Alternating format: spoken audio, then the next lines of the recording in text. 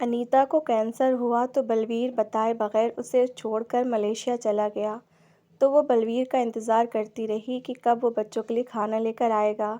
बलवीर ना आया तो बच्चे भूखे सो गए। अनीता की हालत दिन ब दिन इतनी बुरी होती गई कि वो चल भी नहीं पाती थी और बच्चे लोगों के घरों में झांकते रहते कि कहीं से कोई रोटी मिल जाए। यूँ 4 साल गुजर गए तो बलवीर को लगा कि अब तक तो अनीता मर चुकी होगी और वो हिंदुस्तान वापस आया तो जैसे ही घर में कदम रखा तो उसकी रूह काँप गई, क्योंकि अरे, तू अभी तक बिस्तर तोड़ रही है? तुझे कितनी बार कहा है कि मेरे आने से पहले गर्म गर्म रोटी तवे पर डाल दिया कर।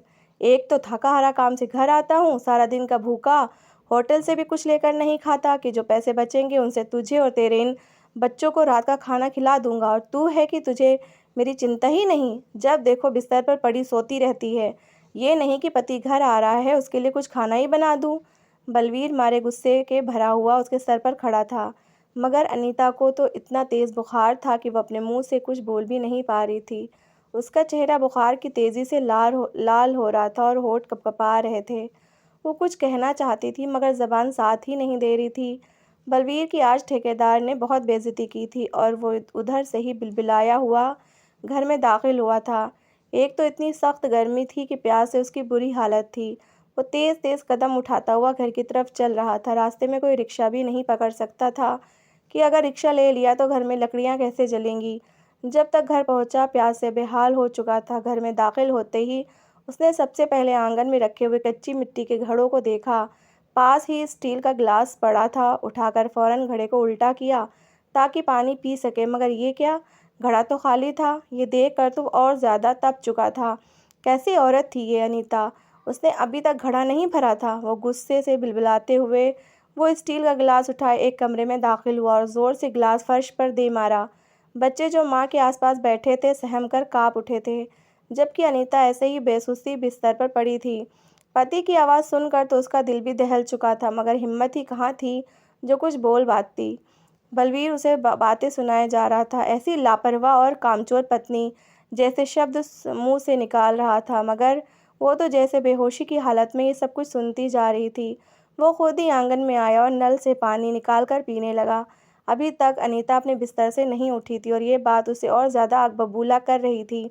वो वहीं आंगन में खड़ा अपने सिर पर ठंडा पानी डालते हुए चिल्लाया था। वो गाली देते हुए कहने लगा कि अगर 1 मिनट में उठकर तुमने मुझे खाना न दिया तो देखना मैं तेरा क्या अंजाम करता हूँ। बलवीर की बड़ी बेटी, जिसकी उम्र अभी 11 साल थी, बाप की ये धमकी सुनकर तो काँप उठी थी।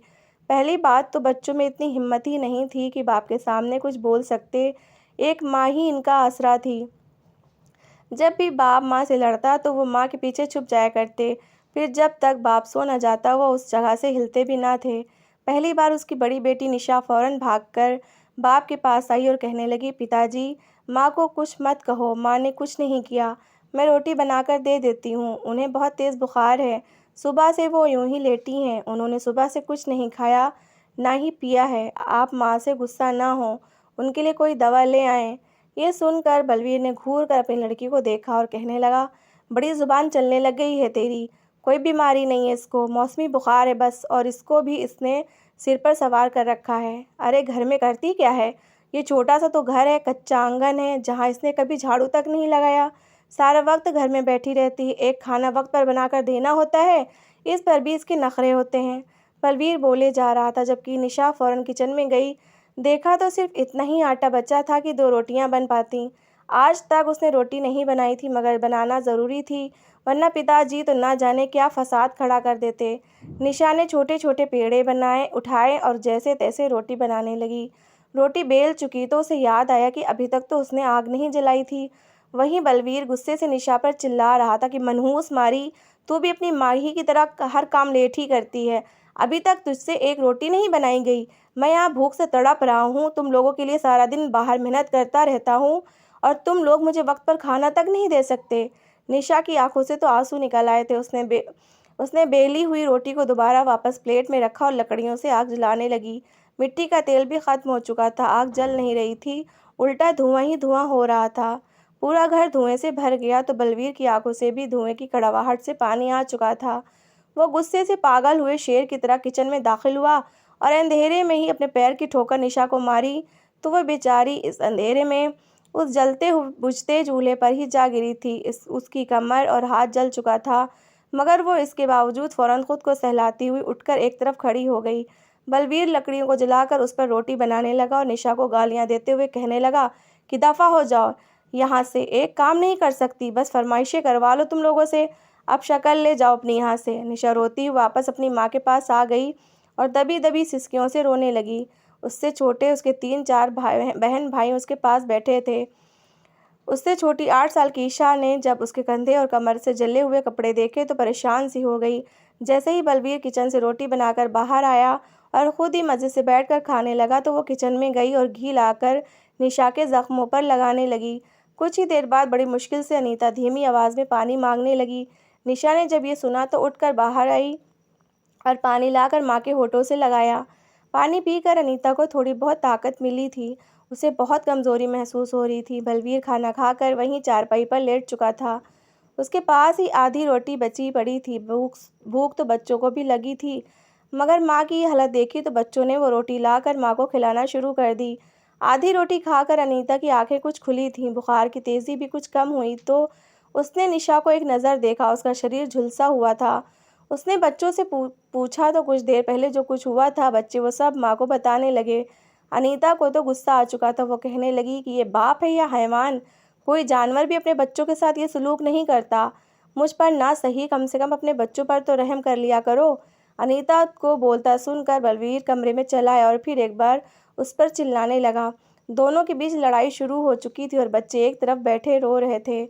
बलवीर कहने लगा कि जब मुझे खाना बनाकर देने का वक्त था तब तो तुम अधमरी पड़ी थी और अब जब मैं खुद ही बनाकर खा चुका हूँ तब तुम में जान आ गई है। अनीता रोने लगी थी, कहने लगी कि तुम मुझे डॉक्टर के पास क्यों नहीं ले जाते? ना जाने मुझे क्या होता जा रहा है। मेरी तबीयत दिन ब दिन ख़राब होती जा रही है। ना मेरी आंखें खुलती हैं और ना ही मुझसे कोई काम होता है। तुम मेरा इलाज करवाओगे तो ही मैं तुम्हारे काम कर पाऊँगी। बलवीर खामोशी से वहाँ से निकल चुका था। उसे सिर्फ़ और सिर्फ खुद से मतलब था। पत्नी बच्चों से तो उसे कोई मतलब ही ना था। बच्चे पैदा करके तो जैसे उसने अनीता पर कोई एहसान ही किया था, जो एक वक्त का खाना ला कर दे देता। इस पर भी 100-100 बातें सुनाया करता था और बच्चे रोते सिसकते हुए वो खाना खा लिया करते थे। अनीता की तबीयत बेहद ख़राब हो रही थी। ये देखकर बलवीर को भी उस पर तरस आने लगा। एक दिन उसे कहने लगा कि चलो मैं तुम्हें एक डॉक्टर के पास ले जाता हूँ, ताकि पता तो चले कि आखिर तुम्हें कोई बीमारी है भी या सिर्फ तुम ड्रामेबाजियाँ करती हो। अनीता का तो दिल कटकर रह चुका था, मगर खैर कर भी क्या सकती थी। वो पति के साथ डॉक्टर के पास चली गई। डॉक्टर ने जो हालत अनीता की देखी और फिर कुछ सवालात करने के बाद जब कुछ टेस्ट लिखवाए तो उनके पैसे काफ़ी ज़्यादा थे। बलवीर ने तो हाथ उठा दिए थे, कहने लगा मेरे पास इतने पैसे नहीं जो मैं तुम्हारे ऊपर लगाता फिरूं। हाथ में जो सोने की अंगूठी पहन रखी है वही उतार कर दे दो, बेच कर तुम्हारे टेस्ट करवा दूंगा। वो अंगूठी अनीता की माँ की निशानी थी, मगर अब क्या हो सकता था। वो अस्पताल में मौजूद थे, इसलिए उसने वो अंगूठी उतार कर अपने पति को दे दी, जिसे बेचकर उसने अनीता के टेस्ट करवाए। जब टेस्ट की रिपोर्ट आई तो अनीता घर पर ही मौजूद थी। बलवीर खुद ही मजदूरी करने के बाद डॉक्टर से रिपोर्ट लेने गया था, तो डॉक्टर ने जो बात उसे बताई सुनकर एक पल को शॉक्ड रह गया था। डॉक्टर कहने लगा कि अनीता को कैंसर है, आपको जल्द से जल्द उनका इलाज करवाना शुरू करना होगा, वरना उनकी जान को ख़तरा हो सकता है और फिर हम आपकी कोई मदद नहीं कर सकेंगे। डॉक्टर की इंस्ट्रक्शन सुनने के बाद डॉक्टर ने उसे दवाइयों की पर्ची दे दी थी।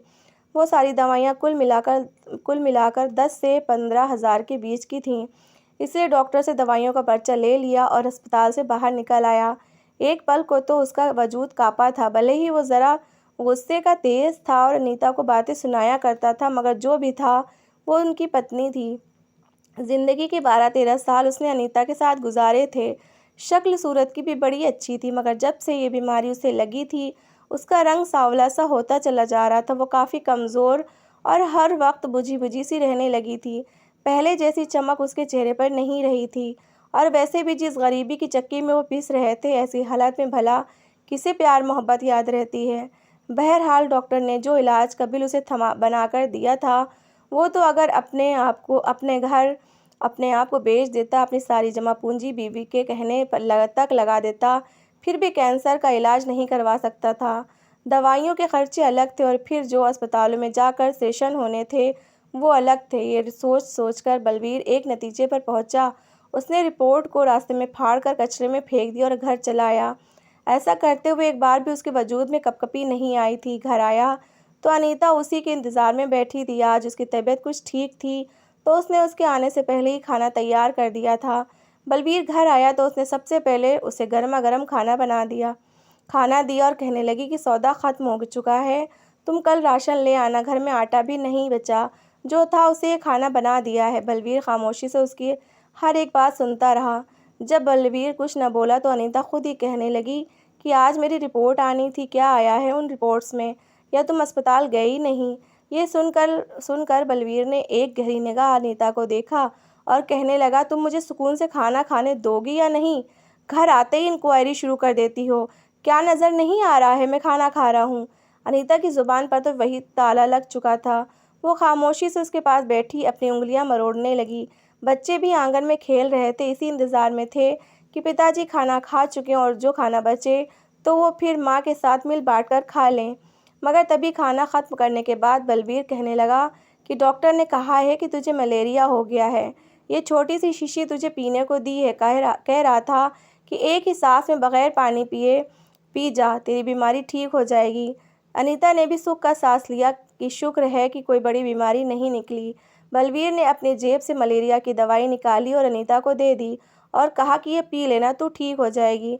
अनीता ने भी खामोशी से सर हिलाया और वो दवा ले ली। कई दिन से बलवीर अपने एक दोस्त के साथ मिलकर दूसरे मुल्क जाने के चक्करों में था।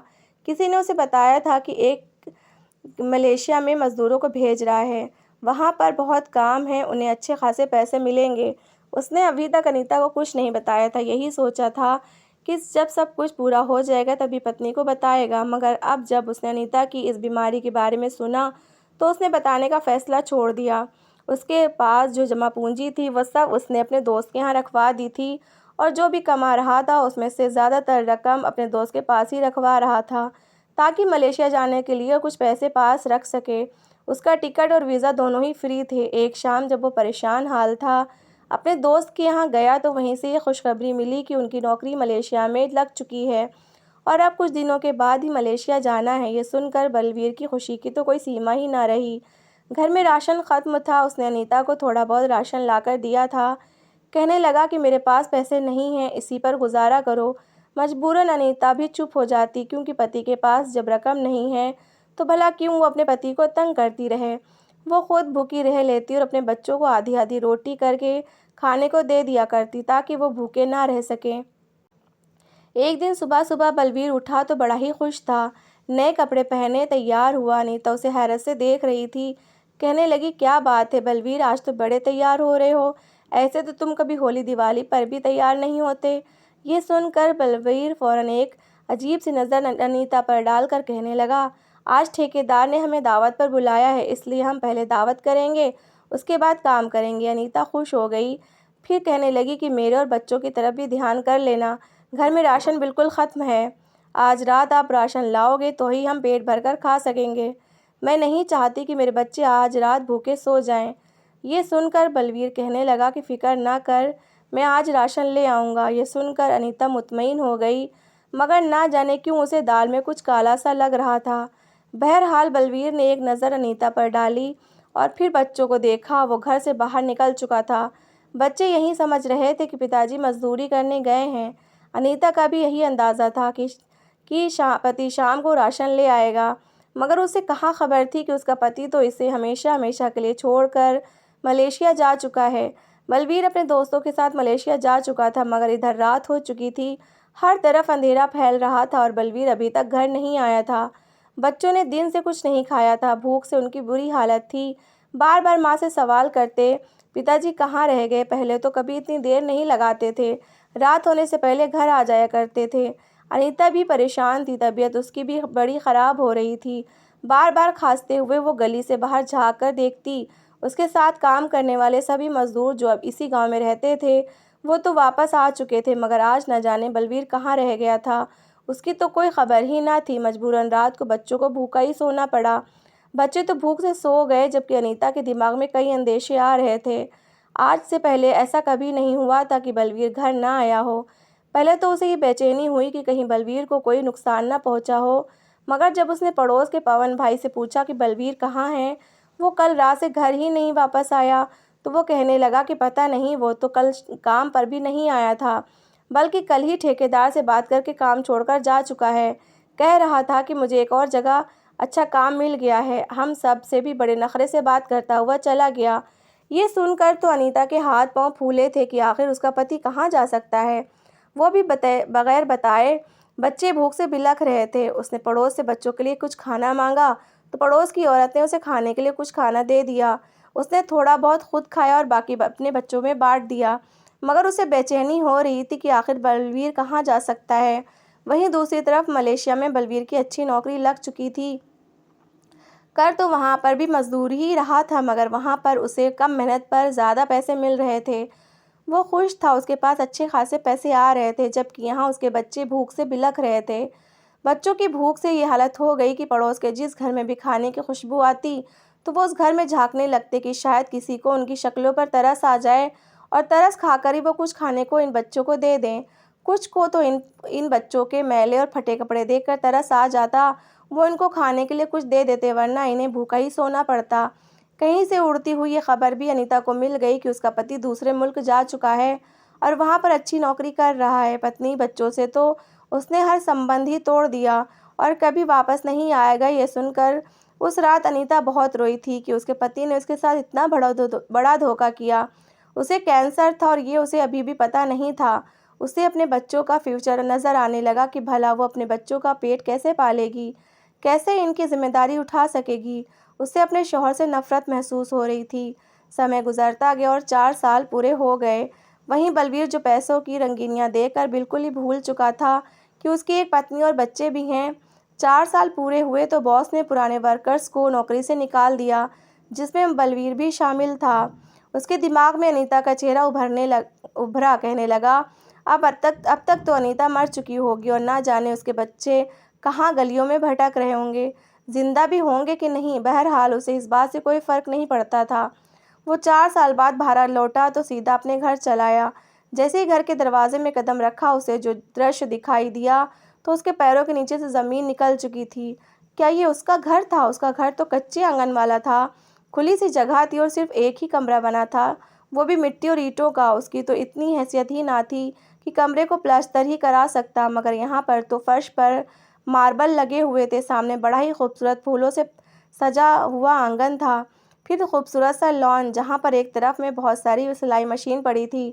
हर मशीन के आगे कुर्सी पड़ी थी और वहाँ पर गांव की 20-25 बच्चियाँ बैठी हुई सिलाई सीख रही थी। सामने कुर्सी पर अनीता बैठी सबको बता रही थी, जबकि वहीं आंगन में एक तरफ कालीन पर कुछ लड़कियां बैठी सिलाई कढ़ाई का काम कर रही थीं। अनीता, जो उन बच्चियों में ही मगन थी, दरवाजे पर खड़े अपने पति को देखा तो पलकें झपकाना ही भूल गई। बलवीर चलता हुआ अनीता के पास आया और कहने लगा कि अनीता, तुम जिंदा हो, तुम मरी नहीं, तुम्हें तो कैंसर था ना, मैंने तो सोचा था कि तुम मर चुकी होगी। अगले ही पल झन्नाटेदार थप्पड़ बलवीर के चेहरे पर लग चुका था। गांव की सारी लड़कियां उस तरफ देखने लगी थीं। अनीता कहने लगी, क्यों आए हो तुम वापस? दफा हो जाओ इस घर से, दोबारा यहाँ पर कदम मत रखना, वरना तुम्हें पुलिस के हवाले कर दूंगी। कोई रिश्ता नहीं है तुम्हारा। बलवीर तो बौखला चुका था। क्या ये वही अनीता थी जिसे वो बीमारी की हालत में छोड़कर गया था? पत्नी का रौब और गुस्सा देखकर तो वो घबरा ही गया था। वो पत्नी से माफ़ी मांगने लगा, कहने लगा कि मेरी बात तो सुनो, मैं तुम लोगों के लिए बहुत कुछ लाया हूँ, मैं तो तुम लोगों के लिए बाहर गया था। मगर अनीता ने हाथ उठाकर चुप करवा दिया। कहने लगी कि मेरा और मेरे बच्चों का तुम्हारे साथ कोई वास्ता नहीं।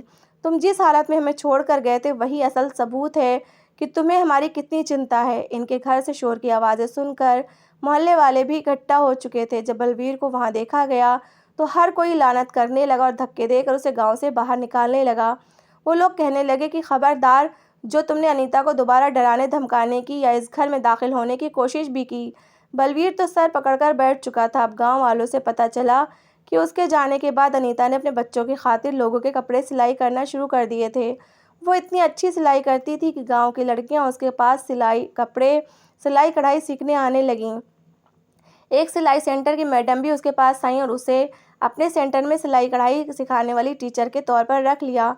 वो हफ्ते के 6 दिन वहाँ पर सिखाती और फिर संडे वाले दिन गांव के बच्चियों को सिलाई कढ़ाई सिखाया करती। उसके बच्चे बड़े अच्छे स्कूलों में पढ़ रहे थे। रही बात उसके कैंसर की, तो वह खुद ब खुद ही उसके जिस्म से ख़त्म हो चुका था। जिस कदर भूख और परेशानियों से उसने ज़िंदगी काटी थी, उसके शरीर में मौजूद कैंसर के सारे लक्षण खुद ही ख़त्म हो चुके थे। बलवीर अब पछता रहा था। मलेशिया जाने का भी सवाल पैदा नहीं होता था, क्योंकि उसकी नौकरी छूट चुकी थी। वो अक्सर काम में हेरा-फेरी कर दिया करता था, जिसके बारे में बॉस को पता चल गया और वो यूँ अपनी पत्नी, बच्चों से भी और मलेशिया की नौकरी से भी हाथ धो बैठा था। तो इस कहानी को लेकर आपकी क्या राय है? जो अनीता ने बलवीर के साथ बर्ताव किया वो सही था, और बलवीर को जो सज़ा मिली क्या वो काफ़ी है? अपनी राय कमेंट बॉक्स में ज़रूर देना। तो मिलते हैं एक नई और दिलचस्प कहानी के साथ। मेरी कहानी को लास्ट तक सुनने के लिए आप लोगों का बहुत बहुत धन्यवाद। Bye bye. Thanks for watching.